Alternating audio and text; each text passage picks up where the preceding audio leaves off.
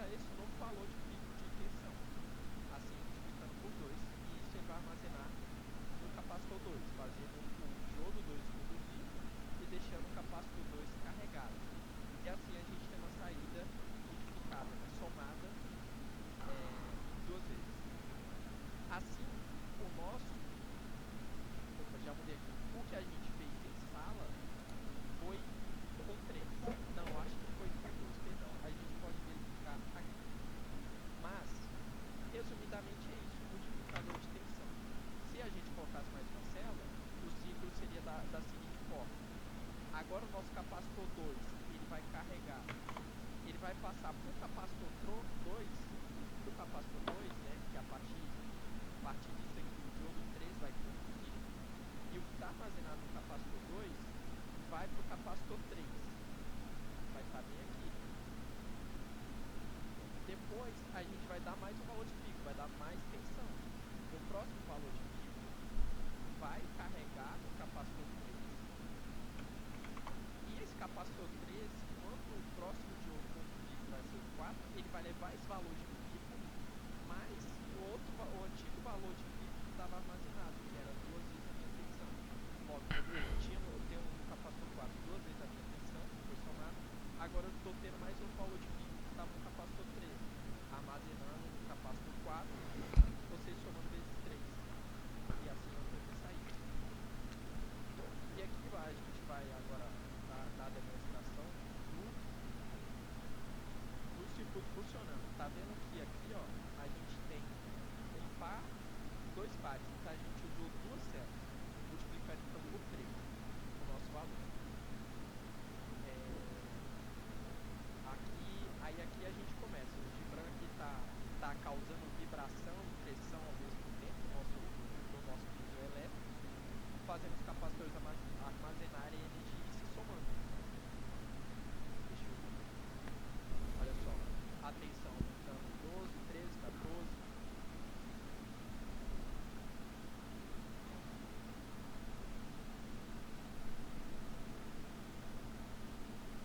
E chegando no nosso máximo, que foi 17,5 ali, eu acho. O problema é que a gente precisa medir logo, porque ele não armazena por muito tempo, ele descarrega rápido. Ainda mais que a gente está voltando o próprio multímetro aqui, descarrega, gasta um pouco de carga que a gente tem.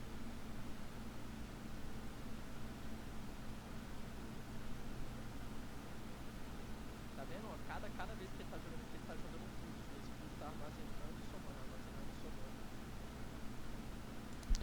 Acho que assim como você tinha falado, né? A partir do momento que você coloca o multímetro ali, ele fica em paralelo com o circuito. Ele acaba, mesmo que seja muito pouco, mas como esse capacitor descarrega rápido demais, ele acaba roubando essa tensão que os capacitores armazenam também, né? Essa energia. Acho que é motivo de descarregar mais rápido também. Exatamente, a gente não vai ter exatamente a nossa precisão, porque enquanto a gente já está fazendo aquele esforço de energia elétrica causando Uhum. os pulsos de tensão para a gente poder armazená-los, aqui a gente já está descarregando na mesma velocidade. Mas chega num pico bem alto, né? 17 volts com apenas um dispositivozinho desse, entendeu? Causando só por energia, por pressão e vibração. Exatamente, é muito alto. E outra coisa, só para saber como é que se mede a saída é tirada no último capacitor. Então a gente estava medindo aqui nesse capacitor aqui, né? Porque ele é o que está, o último armazenamento é nele. Então a gente só faz a diferença de potencial no último capacitor do seu circuito. E é lá que vai estar armazenado tudo. A gente pega ali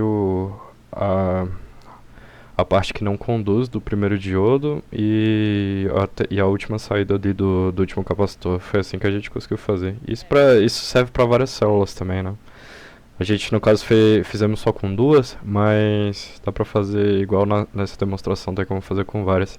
Mas é engraçado que experimentalmente a gente tentou fazer com várias células e a gente estava obtendo resultados menores, né? Engraçado isso. Eu acho que é exatamente por conta da nossa limitação no piezoelétrico. Se a gente tivesse É. um pulso de tensão em VAC, no caso um 2 ele constante, a gente conseguiria ter uma precisão melhor. Uhum. sem muita variação aqui. A gente chega em 17, ao mesmo tempo que a gente e o Gibran para de vibrar aqui, ele já começa a descarregar. Pode reparar que não chega no. Olha lá, ele tá penando agora pra ficar. Depois ele chega a certo pico que mesmo você causando muita vibração com o piso, parece que é a limitação do componente mesmo, que ele não consegue passar tanto mais. Exatamente. E agora vamos para o nosso próximo ponto. Bom, eu vou estar falando sobre esse experimento que foi super interessante de ser feito e assim como o Victor estava falando aqui, quando a gente tem uma fonte um pouco mais contínua atrelada com um multiplicador de tensão, a gente consegue resultados muito melhores assim quanto a essa descarga. E a explicação desse experimento, basicamente, ele tem como objetivo mostrar a ruptura da rigidez dielétrica do ar e observar o fenômeno eletromagnético que isso vem a acontecer, né? No caso, geralmente ele gera algumas faíscas ali, que às vezes até se assemelham meio como que uma corrente, assim como demonstrado nessa primeira foto. Por exemplo, os relâmpagos também, eles rompem a rigidez elétrica do ar por conta dessa descarga muito alta que se torna visível para a gente. Basicamente, assim como o Victor falou, o princípio do circuito que a gente utilizou para romper essa rigidez elétrica do ar é um multiplicador de tensão, só que a gente utilizou o circuito montado de uma raquete elétrica. O ar, basicamente, ele possui uma rigidez elétrica de aproximadamente 3 kV, né? E por milímetro, no caso ele tá nessa medida, e a gente consegue cumprir com certo esforço, a gente consegue tá rompendo essa rigidez elétrica. Você pode passar o slide, por favor? Aí, essa foi a nossa montagem experimental. Aquela primeira imagem no canto superior esquerdo diz respeito ao circuito que a gente desmontou da raquete. E no verso desse circuito, ali no caso eu tirei foto mais das saídas dele, que vão estar ligadas com dois diferenciais de potência, que aí no caso a gente tem dois positivos e um negativo, que a gente vai estar alimentando nesse circuito. E assim como o Victor tinha falado, ali embaixo tem uma demonstração de como funciona mais ou menos esse circuito, que é esse caminho de diodos atrelado com os capacitores, assim como o Victor explicou. Só que a diferença é que a gente está alimentando esse circuito com uma bateria, que no caso apenas de 3 volts. Gerando uma potência de 3 volts. Esse circuito, quando ele é ligado, ele começa a drenar a corrente, e assim quando tem certo toque, a gente consegue tá recriando esse fenômeno. A nossa montagem experimental foi basicamente essa. A gente aproximou dois materiais condutores muito próximos, cerca de uma fração de centímetros ali, para a gente estar conseguindo observar esse fenômeno. A gente colocou os positivos e os negativos para gerar essa diferença de potencial, para a gente observar esse fenômeno. E o que eu posso dizer é que o ar ele é isolante. Então, para que ele se torne condutor, a gente precisa romper aplicar um campo elétrico mais forte, né? Por conta desse multiplicador de tensão. Por isso a escolha desse circuito, para conseguir romper essa rigidez. Então, quando isso acontece, essas moléculas do ar, basicamente elas vão se ionizar, vão formar alguns elétrons livres, e o ar meio que ele vira um plasma momentâneo. Assim que a gente começa a fornecer mais energia para esse sistema. Ele vira meio que um plasma e consegue permitir essa ruptura de rigidez. Então a gente fez essa montagem, a gente colocou os eletrodos separados por uma questão baixíssima de centímetros ali. Então, quando a gente liga o circuito, a gente fornece esses 3 volts em uma corrente pulsada.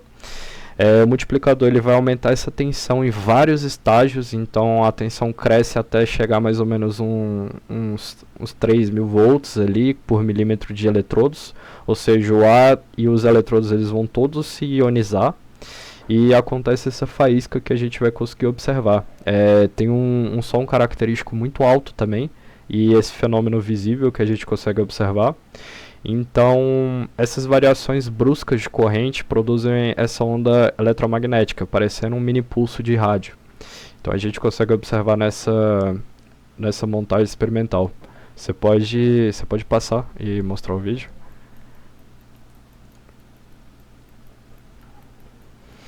Lembrando que, por conta também da frequência com que a câmera ela filma, É, tem esse detalhe.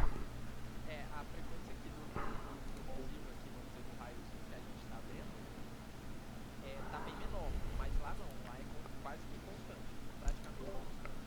É Mas a frequência praticamente. do vídeo não consegue pegar. Mas eu acho que dá pra pegar só pelo barulho.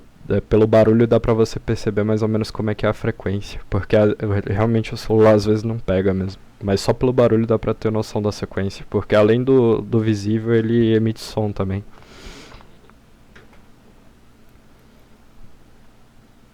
Uhum.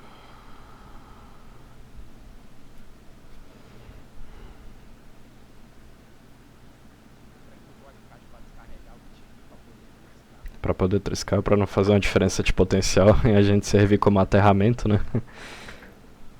Aí deixou próximo. E quanto mais próximo, maior, porque vai reduzir ainda mais essa rigidez por conta dessa distância dos eletrodos. Que quanto menor esse espaço, de maneira mais fácil ele consegue romper essa rigidez, então o fenômeno fica ainda mais fácil de ser observado. Ele acontece com a frequência ainda maior do que a gente pôde observar anteriormente. Pode passar aí. Só deixa eu passar mais uma vez. Quando com a distância ele ficou mais frequente, né? Só uma observação.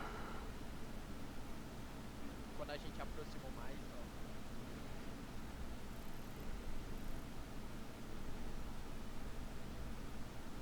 ó. Exato.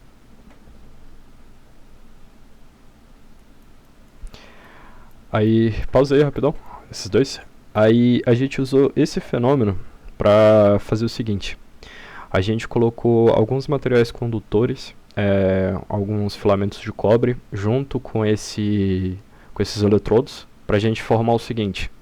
A gente pegou algumas placas de alumínio, a gente dobrou essas placas junto com esses filamentos de cobre, e a gente fez o seguinte. Pegou uma estrutura onde a gente tinha esses mesmos filamentos de cobre com esses papéis de alumínio, para realmente eles receberem essas ondas eletromagnéticas que estavam sendo emitidas por essa descarga, por esse fenômeno. E os nossos receptores, esses alumínios, estavam conduzindo para esses filamentos de cobre que estavam interligados com uma lâmpada LED. E com esse experimento a gente pode observar que assim que a gente liga o circuito, obviamente não vai dar para ver muito porque a frequência é baixa e a gente não conseguiu formar um ambiente ali para ter muita sombra para conseguir visualizar bem. Mas o Victor vai estar dando um zoomzinho e vai dar para a gente conseguir observar essa lâmpada acendendo simplesmente só por essa onda eletromagnética que é propagada e é captada por esses filamentos de alumínio que conseguem alimentar essa lâmpada aí para ela conseguir acender esse LED. Pode mostrar aí pra gente aí, Victor. A frequência do vídeo não ajuda muito, né? Nesse método. Acho que esse foi mais pra mostrar a montagem mesmo. Acho que no próximo dá pra pegar bem melhor, no que tá na direita. Esse aí dá pra mostrar melhor. Esse dá pra ver. A gente aproximou mais, então a frequência deu uma aumentada, então deu pra ver. Porque é o mesmo princípio da corrente alternada, né? Então, tipo assim, acho que quanto maior a frequência, assim, mais dá a impressão que, tipo, ela tá 100% acesa, igual as lâmpadas que a gente usa em casa. A frequência é tão alta que parece que ela tá sempre acesa. Sempre constante. Sempre constante, exatamente.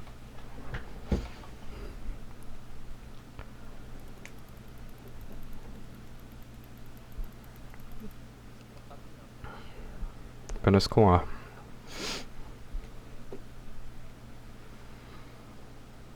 Bom, vou falar um pouco sobre essa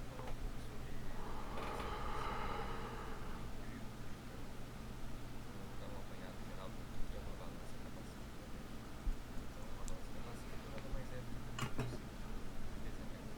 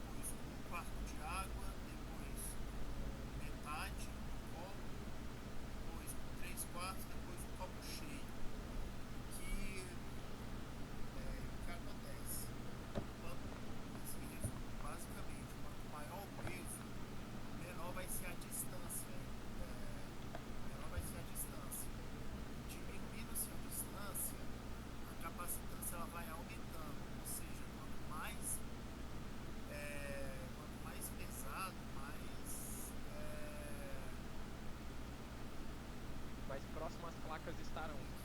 Mas as próximas placas estarão e vai influir, né, na capacitância. Exatamente, baseado na distância entre as placas. Pode mostrar. Eu não coloquei o vídeo.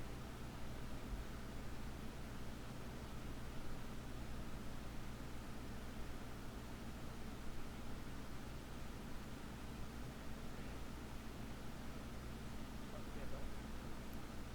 Só queria voltar aqui.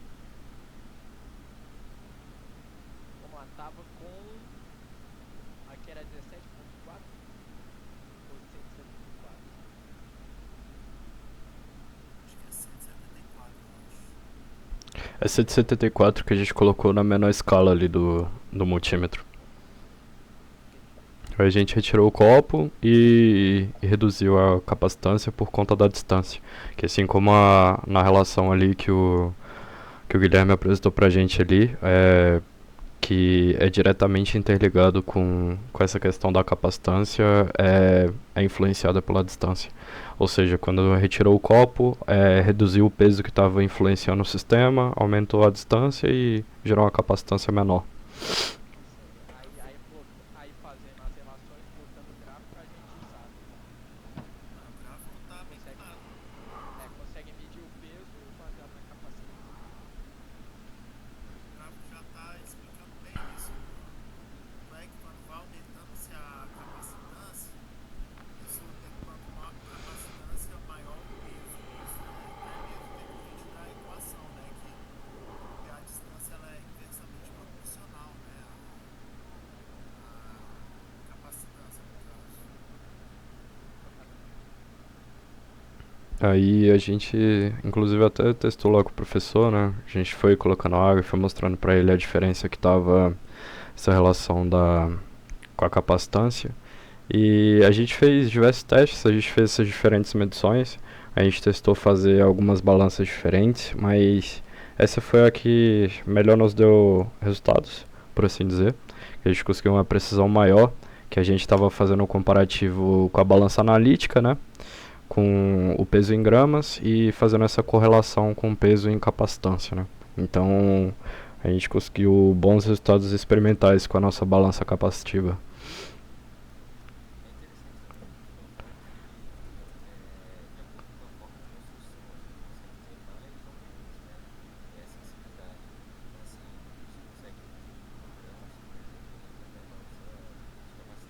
Exato.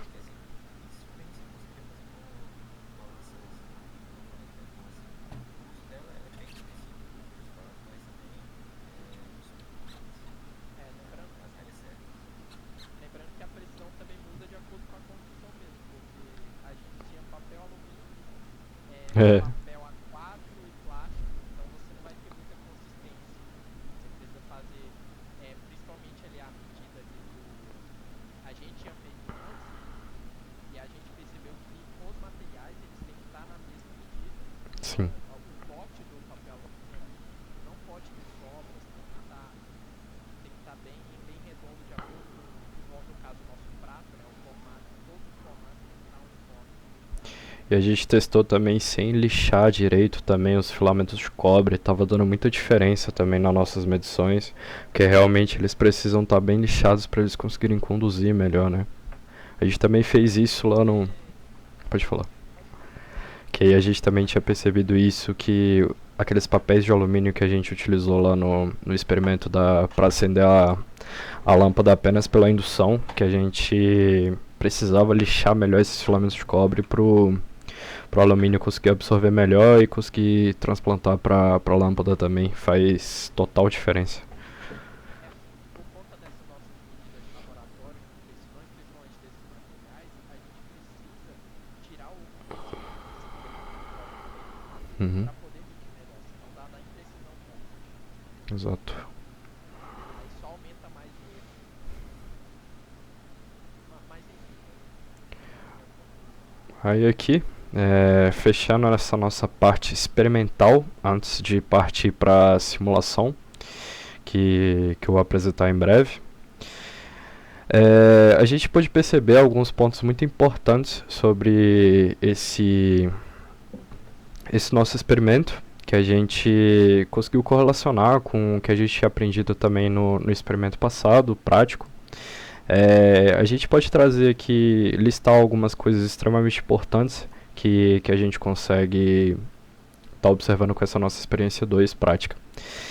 Primeiramente, nesse tópico A gente consegue colocar o entendimento e o funcionamento de um transistor piezoelétrico, assim como a gente mostrou no multiplicador de tensão, tanto de forma simulada quanto na parte prática, que nessa parte simulada a gente pode criar essa relação com a parte teórica, que a gente realmente vê como funciona essa ordem de capacitância que o capacitor consegue armazenar, e na medida que a gente vai colocando os diodos ali em uma configuração para eles conduzirem, depois desse carregamento dos capacitores, a gente consegue ter essa relação de como funciona o multiplicador de tensão. Por exemplo, eu nunca havia entendido como é que funciona antes de desmontar o circuito de uma raquete elétrica, para saber como que ela consegue criar descargas tão grandes em um curto período de tempo. Mas com esses fenômenos a gente consegue perceber isso ainda mais.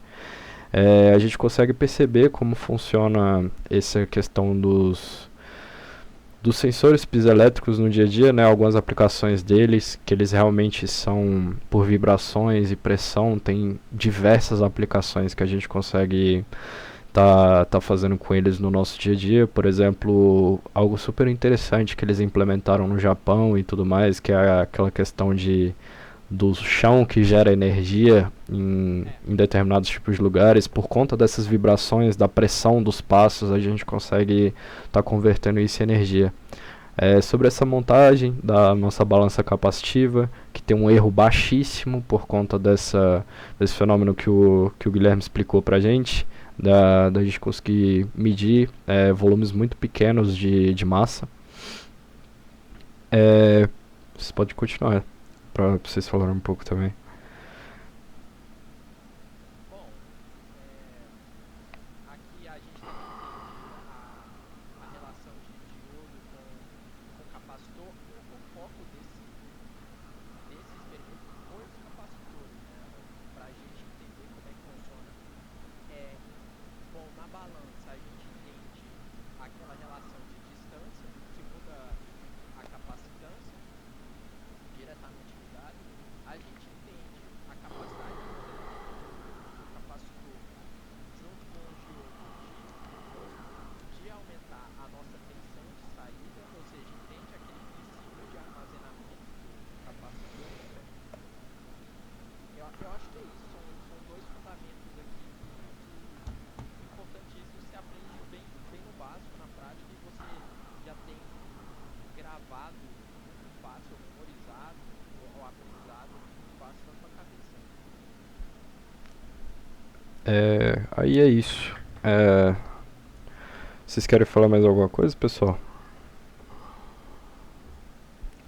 Então, nesse tópico C, eu vou estar mostrando agora como foi a construção da nossa simulação em grupo, as coisas que a gente pode observar, e é isso. Nessa parte prática, esse foi as nossas observações e as nossas conclusões. Agradeço a atenção de todos vocês que estão assistindo, e aqui eu me despeço dos senhores. Boa noite.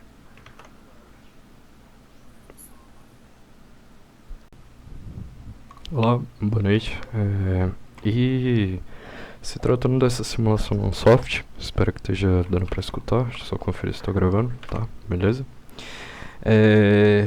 A gente vai estar falando aí sobre a simulação dos fenômenos que acontecem no campo elétrico, baseado em objetos que estão nesse campo elétrico, que a gente vai estar vendo nesse vídeo aqui, que a gente vai fazer até os 25 minutos, que basicamente, resumidamente,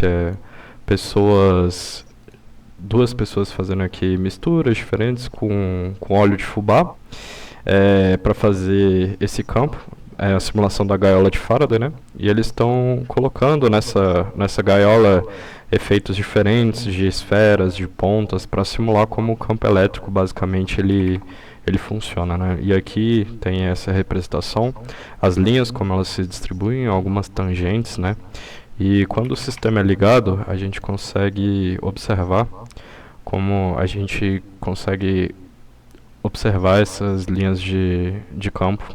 E a ideia é tentar replicar esse experimento pelo Unsoft Maxwell, né, que vai ser o nosso software de simulação.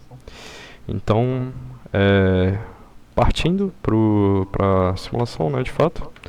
Então, aqui no Unsoft Maxwell, a gente já tem um projeto.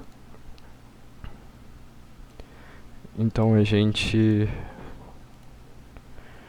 já pode estar criando o nosso design 3D aqui.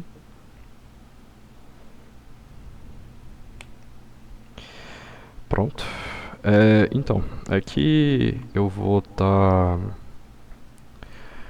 mudando esse nome, Maxwell 3D Design. Eu vou estar colocando o nome do projeto em geral, né, como a minha inicial,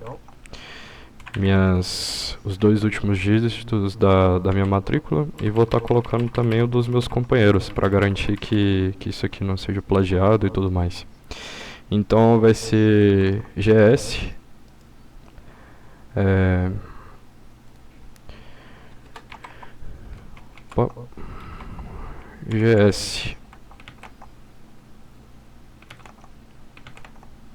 GS00 GS00 VR35 VR35 e GC81, beleza? Professor GS81. O professor orientou para que a gente fizesse isso, para garantir que isso aqui foi uma simulação feita pelo nosso grupo, né? Então, a gente já criou esse novo design 3D aqui. A gente já pode estar colocando aqui os nossos materiais. Então, eu vou estar colocando, primeiramente, uma esfera de tamanho arbitrário, só para a gente estar criando essa relação. E vou estar copiando essa esfera. Copy.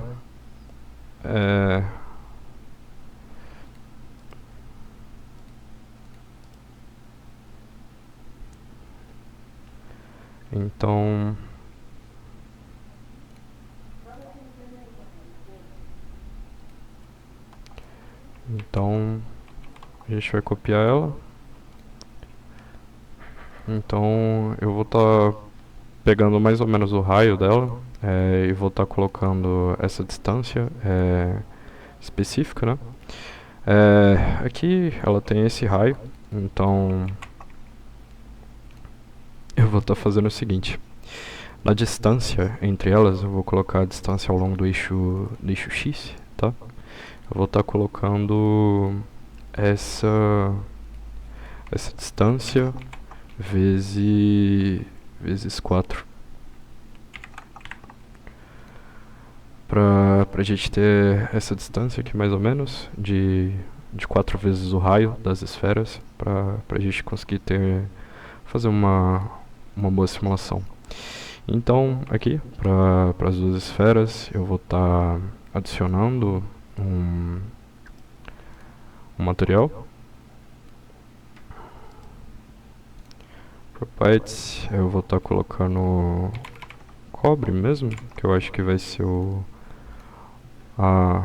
melhor que a gente vai poder estar utilizando.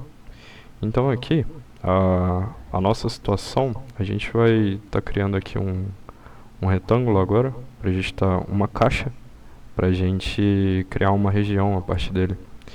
Então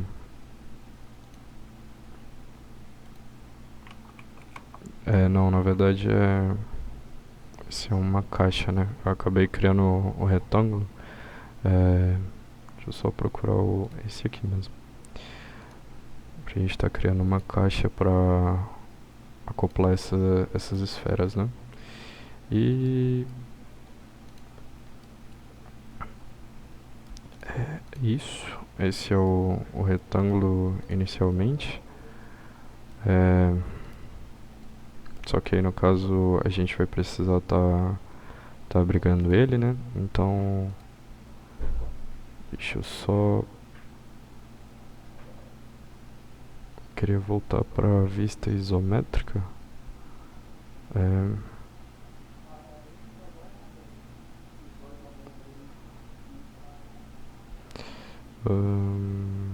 Setup, não.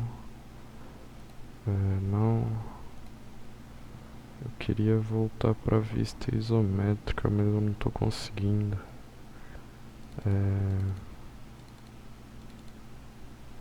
Poxa.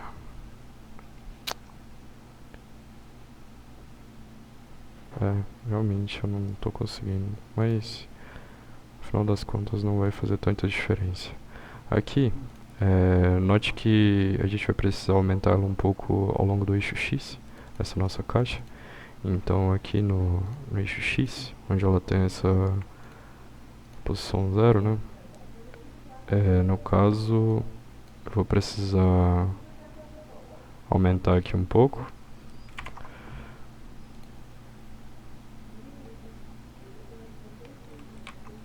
Não, no caso, aqui, hitbox, eu vou ter que estar aumentando ela um pouco pra cá, né? Então,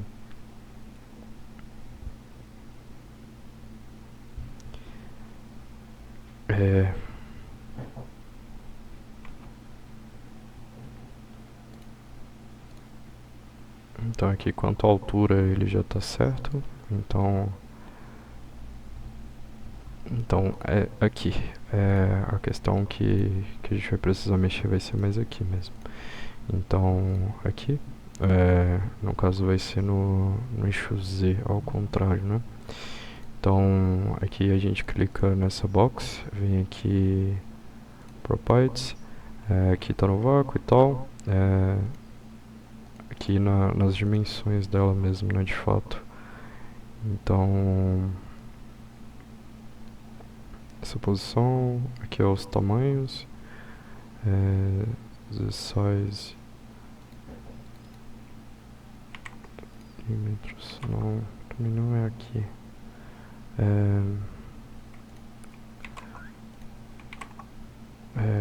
Aqui eu vou estar duplicando essa caixa, só que eu vou estar pegando essas coordenadas da primeira aqui,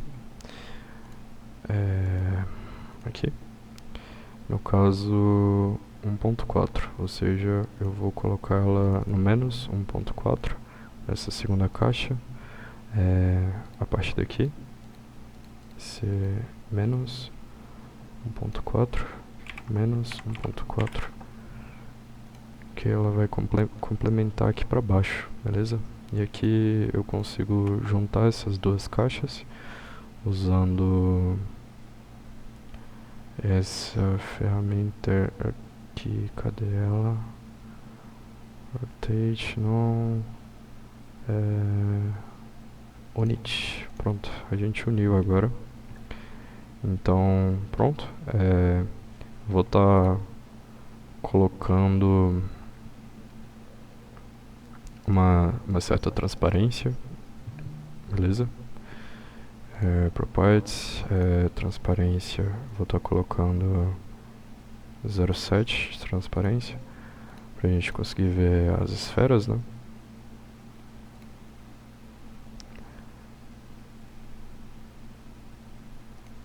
Posso diminuir um pouco o tamanho no eixo X, né?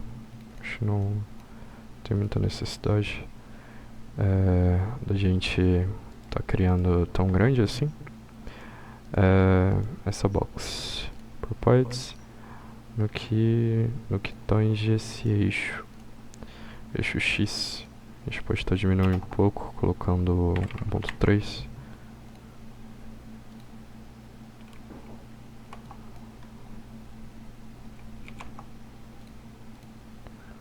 No caso é aqui, box properties, create box.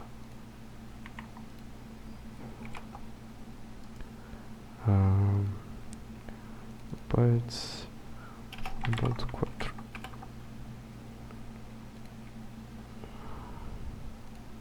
E aqui nessa box que a gente fez o subtract,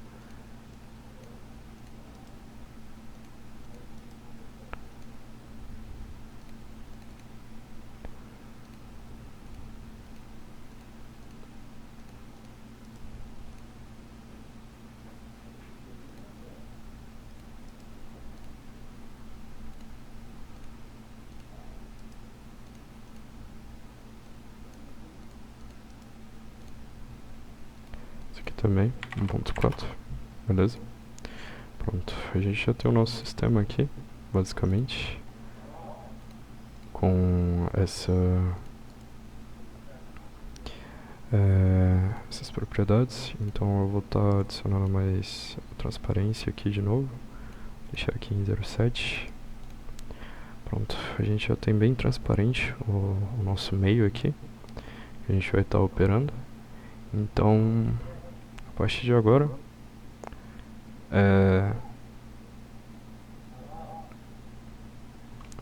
adicionei os materiais, então agora é só acrescentar, adicionar alguns parâmetros, né? Adicionar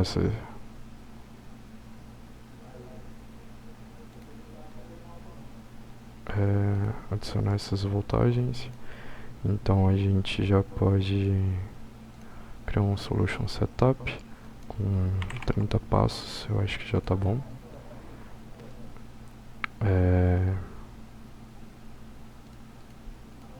3D, solution type, validation check, boundaries in the station. Então a gente vem aqui na esfera 1, adiciona a estação.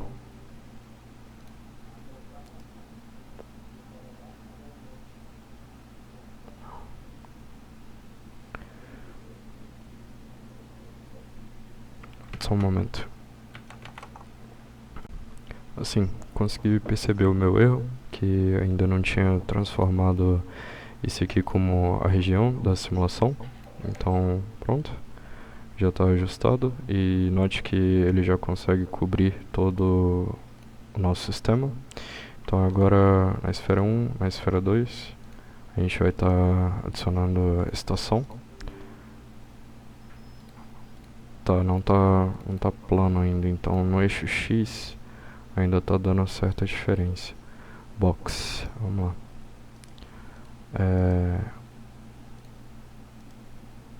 Box 1,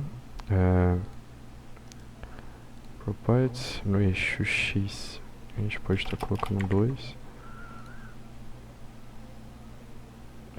E aqui 2 também. Como esses valores são todos arbitrários, acaba que fica tranquilo. Aqui adicionar properties. Tá, já tá do jeito que eu esperava. E aqui a gente pode colocar o 2 também, que aí vai ficar completinho. Isso aqui já tá como no vácuo, e aqui as duas esferas como cobre.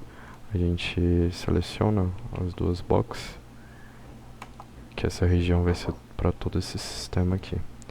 Então aqui na esfera 1 a gente adiciona essa estação.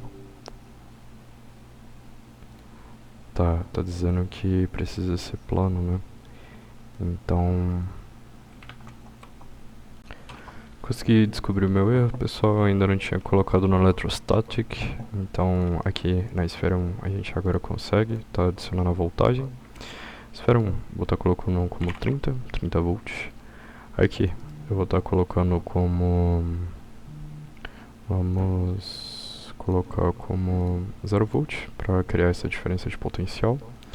Então vamos mudar. A gente tem que criar o analyze, né? Então aqui a gente cria solution type, electrostatic,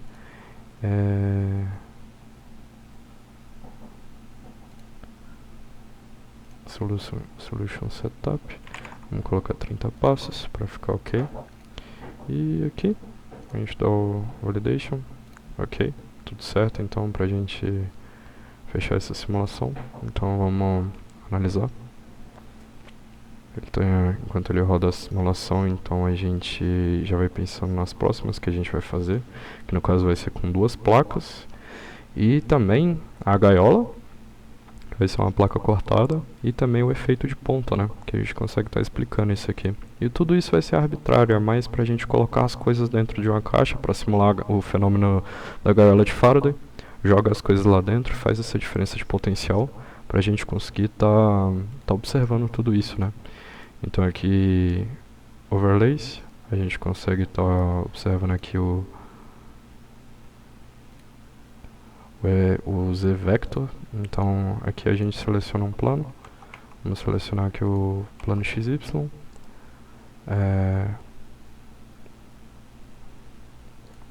Vamos ver como é que ficou as análises aqui.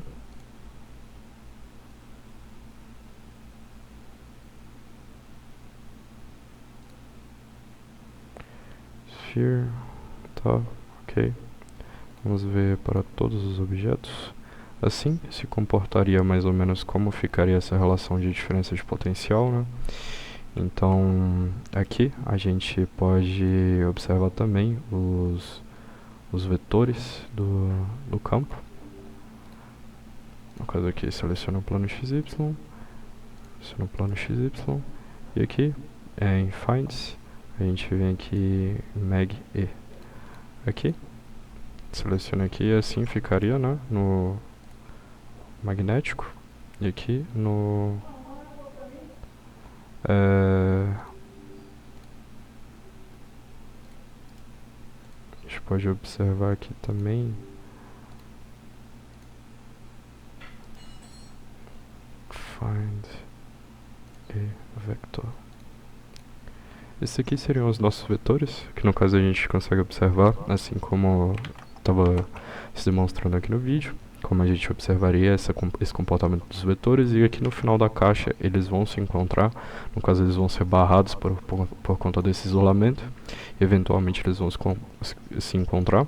Aqui são as linhas de campo que são mais intensas, os vetores aqui são extremamente mais intensos, né? Então a gente pode ter essa percepção. E é isso, essa foi a nossa primeira simulação para mostrar como ficaria essa relação das esferas. Então aqui para nossa próxima simulação a gente pode estar deletando essas duas esferas, e a gente vai estar criando outra nova situação, que será com as chapas, né? Então vou estar criando aqui pequenas chapinhas com essa espessura aqui.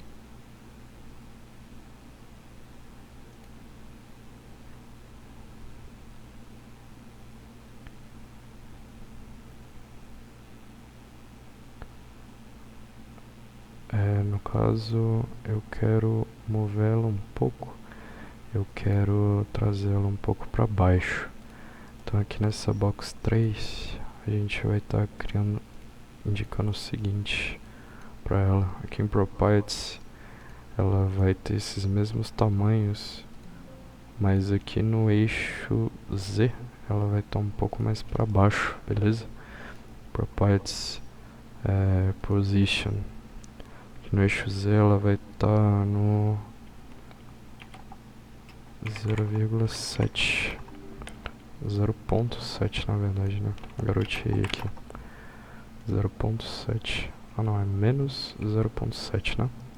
Beleza, perdão. Menos 0,7. Ok, pronto. A gente já selecionou essa outra placa aqui. Então, dando sequência aqui, a gente pode estar copiando essa chapinha aqui e tá selecionando ela aqui, a gente copia ela aqui, e aqui a gente vai estar colocando ela em uma posição diferente. Aqui no eixo Y. Aqui no eixo Y a gente pode estar colocando aqui 3 de distância. Que aí a gente consegue... Não, acho que 3 está sendo muito, né? Vou estar colocando 2 de distância. 2 de distância, perfeito. Aqui, com esses 2 de distância e esse aqui ainda sendo a nossa região, a gente consegue estar aplicando materiais para essas duas placas. Então, adicionar material, vamos estar usando ainda o Cooper, que eu acho que vai ser o mais assim que a gente pode estar utilizando aqui. Adicionados os materiais, a gente consegue estar adicionando estações. Voltage, vamos estar colocando 30 volts aqui ainda também. 30 volts. E aqui, aqui eu também sou obrigado a adicionar uma voltagem, né? Uma estação. Vamos estar deixando zero, valor zero. Então aqui a gente já pode criar um solution type, electrostatic, validation. Beleza, tudo certo. Então a gente já pode rodar essa nossa simulação.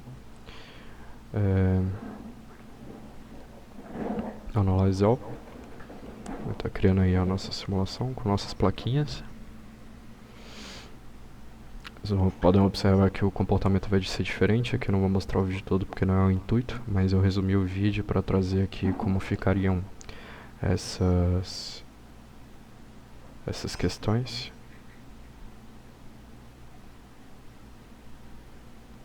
Tá, aqui no caso ele citou ali sobre a questão de estar pequeno, então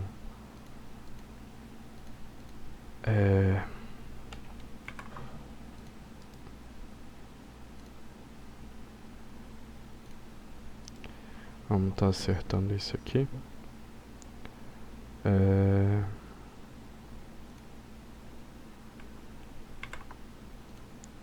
Na box 3, aqui no eixo Y, a gente vai estar aumentando esse tamanho um pouco, então. Aqui, create box, properties, x size. Vamos estar colocando 1. Aí a gente vai mudar ela a posição. Vamos estar colocando menos 0,5, né? Aqui, properties, x size, position, menos 0,5. Beleza? Que aí ela cai pra cá. Aí a gente fica assim. Aí a gente copia aqui. Ela vai ter o mesmo material, né? No caso, só em uma posição diferente. Aqui, position 2. Vou colocar 1,5. 1,5. Como é tudo arbitrário, fica um pouco mais complicado, mas vai dar certo. Vou adicionar a estação, voltage 0 volts, beleza? Aqui, a gente pode criar o solution type aqui, electrostatic, validation check, ok. Então a gente já pode dar esse analyze.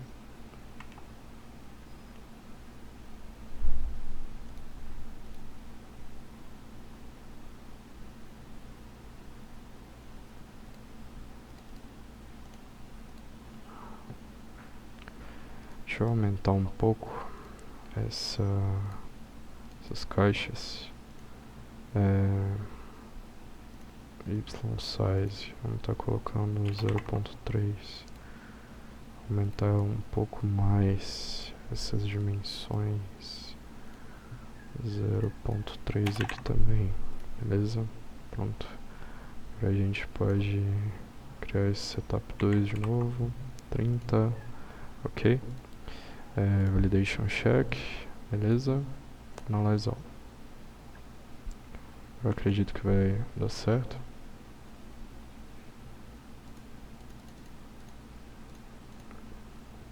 Então,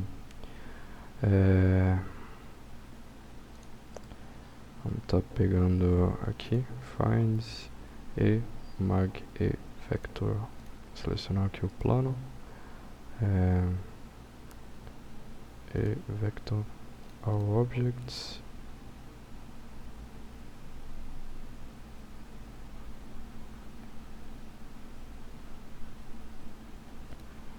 Caso aqui, acho que minha região saiu, tá? Tenho essa na minha região, no vácuo, com essas unidades, essas boxes, Cooper, ok. Então eu vou dar outro close aqui, ele vai checar, vou dar um analyze de novo. Então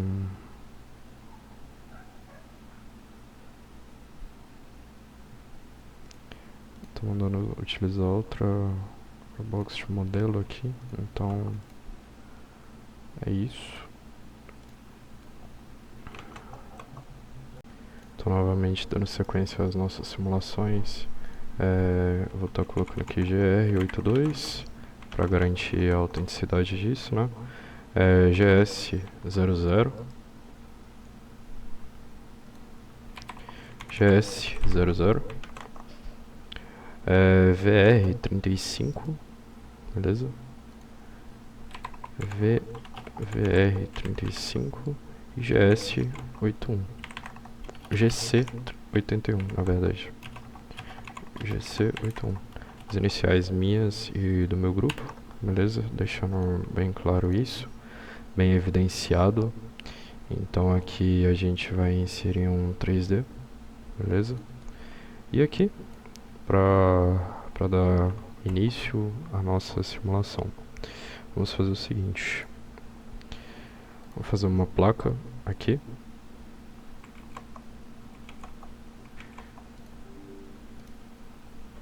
Tá criando uma caixa aqui.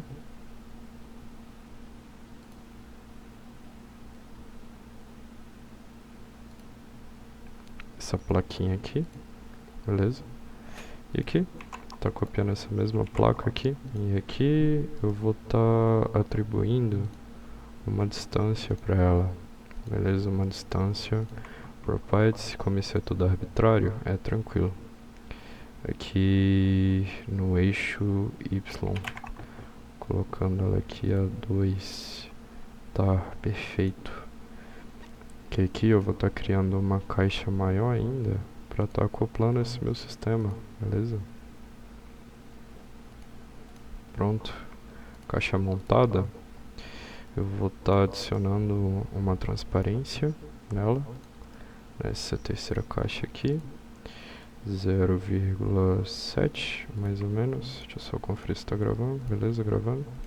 0,7, deixa eu só conferir aqui se está no regime eletrostático, tá? Regime eletrostático. Aqui, box 1, box 2, vamos estar adicionando material, eu estou usando cobre, beleza? Cobre aqui. Já estou no vácuo, então essa caixa 3, ela vai ser a minha região, beleza? E aqui a minha caixa 1, eu consigo estar adicionando uma excitação nela, eu vou estar utilizando 20 volts. E aqui na minha caixa 2, eu preciso atribuir uma excitação a ela, então tá deixando como 0 volts, beleza? Ok, vou validar. Tá, Analyze Setup, acabei esquecendo disso mesmo. Solution Type, beleza, e aqui vamos estar colocando 30 passos, ok?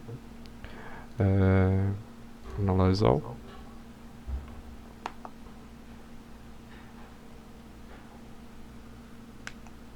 Beleza, tudo normal. Então aqui a gente já tem os nossos resultados. Plano XY, pra gente observar como está se comportando isso, né? A gente vem aqui em Find Overlay.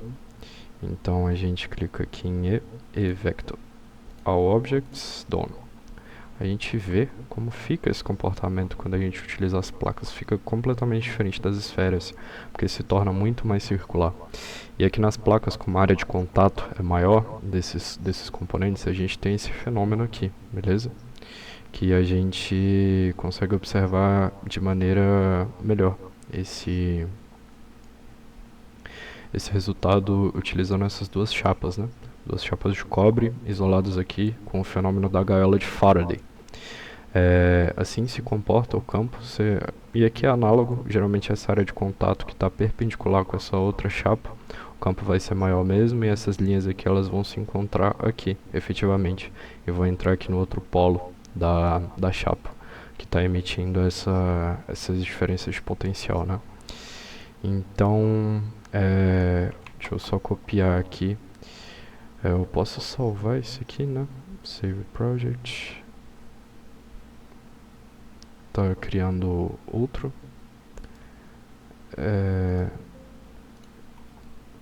Então, vamos lá. New.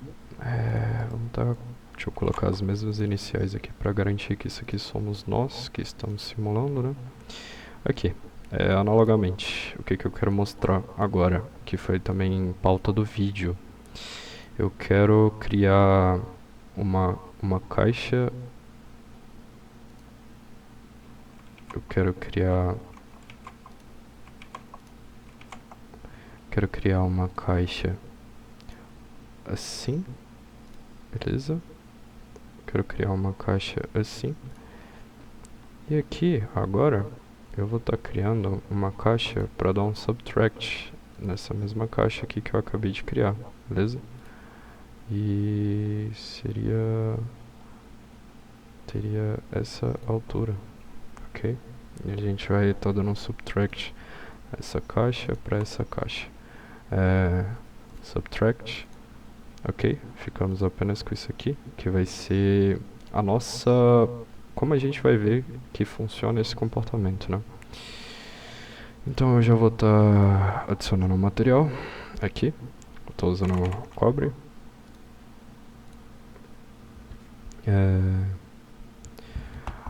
Vou estar criando uma caixa maior para estar acoplando esse nosso sistema, né?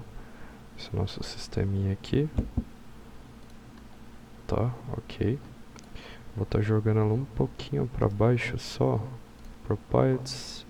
Aqui. Posição Z. Tô colocando ela começando a partir de menos 0.2, que é para ela conseguir acoplar todo o sistema, né? Tá. Eu quero deixar ela um pouco mais transparente, essa terceira caixa, pra gente conseguir estar observando de uma maneira melhor, ok? Beleza? Tá transparente, então ela tá acoplando todo o nosso sistema, pode-se observar isso. E o que eu quero fazer aqui agora? Vamos lá, Gustavo, o que eu quero fazer aqui agora? Eu vou estar adicionando uma voltagem nessa caixa aqui. Não, primeiro, essa caixa, ela vai ser uma região, beleza? Tá admitindo aqui uma região a ela. E aqui, nessa caixa 1, eu vou estar adicionando uma estação. Tá. Aqui em Solution Type, Electrostatic. Acabei esquecendo de estar admitindo isso, beleza? Aqui, estação, voltage, vou estar colocando aqui 20 volts, pra gente ver como que se comporta. Ainda está faltando setup, né? Aqui 30 passos nessa análise. Vamos estar fechando a nossa simulação aí.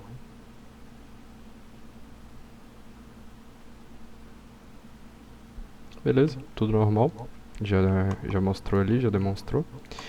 Beleza, no plano XY, vamos dar uma olhada para ver como é que fica o comportamento do nosso campo.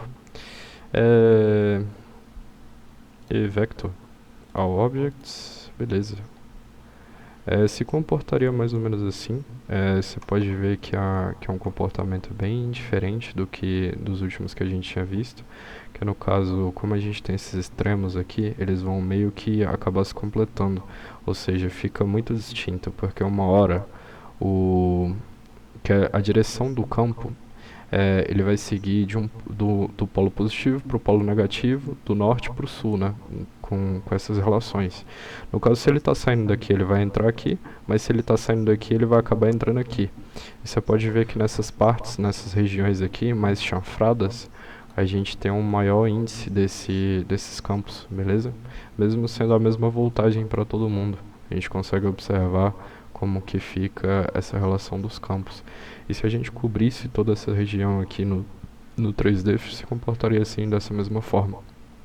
E aqui também, analogamente, funcionaria para essa face aqui também.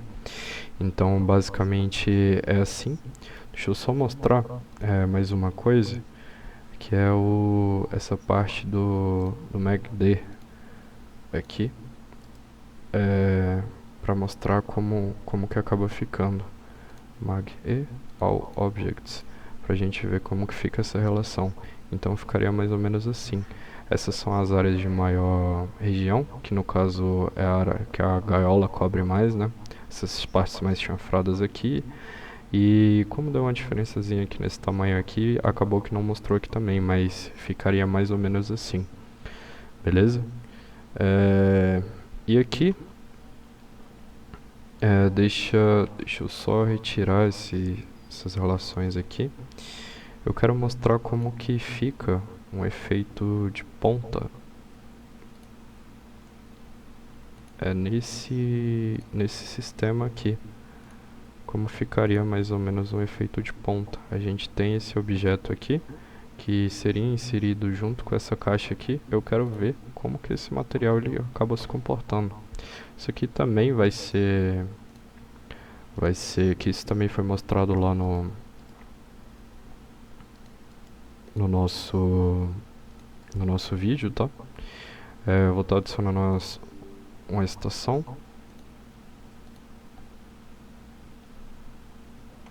Caso de a gente já tenha essa nossa região. 30 passos. Aqui eu quero adicionar um material a ele. Cobre, vácuo. Aqui no model. Não quero no model.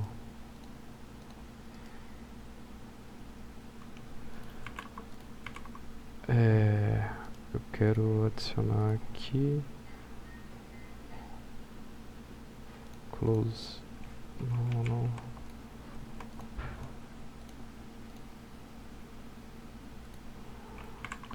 Aqui. Adicionar um conezinho aqui.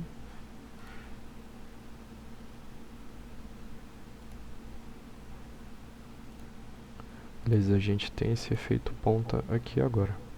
Beleza? Eu quero adicionar um material para ele. Adicionar.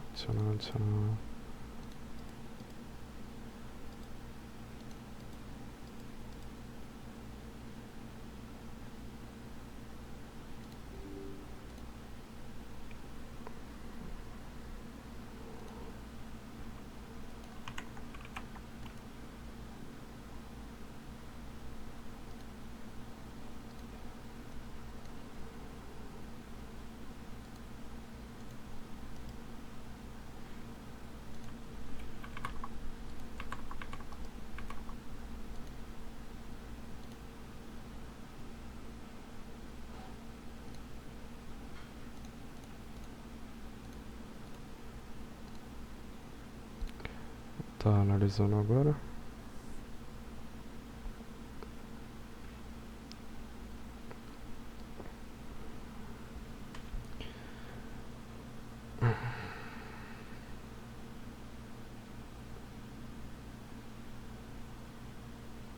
Demorando um pouco mais os nossos passos, mas a gente já pode estar clicando aqui no Evector.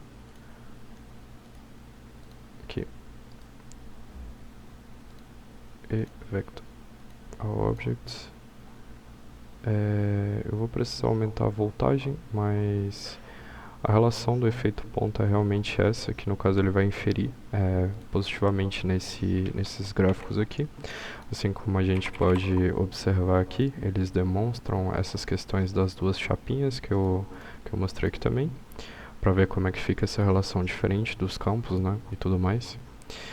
Aqui o efeito ponta ele vai amplificar essas relações, no caso ele junto com a chapa e juntamente com a gaiola de Faraday. Aqui são essas relações. Então, o que a gente pode concluir sobre todas essas simulações é essas diferenças que a gente consegue aplicar utilizando esse fenômeno da gaiola de Faraday, né? Então, esse tópico C, a gente observou essas linhas de campo elétrico, entendeu o comportamento com essas simulações, entender como é que funciona essa blindagem eletrostática, né? Com esse fenômeno da gaiola de Faraday, e entender a propriedade desses poderes das pontas, que é justamente essa amplificação que ele consegue fazer nas regiões do campo elétrico. Então, é isso que eu gostaria de mostrar, aplicado aqui no nosso OnSoft, para fins de entender melhor como funcionam essas aplicações. Então, desde já eu agradeço. Essas foram as referências que a gente utilizou para a produção desse vídeo. E é isso. Muito obrigado para você que ficou até aqui. Muito boa noite. E é isso.